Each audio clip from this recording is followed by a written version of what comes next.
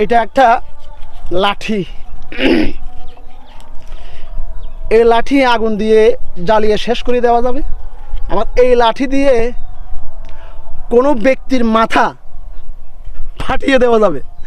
এখন হচ্ছে যে না, এমন কোনো ব্যক্তির মাথা ফাটিয়ে দেওয়া যাবে না যিনি হচ্ছেন নিরপরাধ, যিনি হচ্ছেন বেমাসুম, যিনি হচ্ছে বেগুনা, যিনি হচ্ছে দোষী না।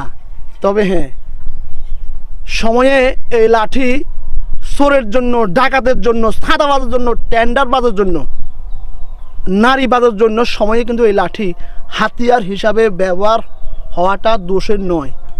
নবী মোহাম্মদ সাল্লাল্লাহু সাল্লাম আল্লাহর জমিনের সর্বশ্রেষ্ঠ মহামানব। অতীত ইতিহাস ঘেটে পাওয়া যায় ওনারও কিন্তু হাতে তলোয়ার ছিল। আজকে মুসলমানদের হাতে তলোয়ার তো দূরে থাক, লাঠি নাই বিদে সাদাবাজরা ভয় পায় না, লাঠি নাই বিদে টেন্ডারবাজরা ভয় পায় না, লাঠি নাই বিধায় দুর্নীতিবাজ ভয় পায় না, লাঠি নাই বিধায় দেশের কোটি কোটি টাকা বিদেশে পাচার হয়। সব জায়গাতে লাঠি ব্যবহার না করে জায়গা মতো ব্যবহার করুন। আর কত আর কত, একটু তো ভালো থাকতে চাই দেশে, কিন্তু সে ভালো থাকাটাও যদি দুর্নীতিবাজ নেতাদের কারণে না হয়ে থাকে তাহলে এই লাঠি কিন্তু প্রতিবাদের ভাষা হতে পারে।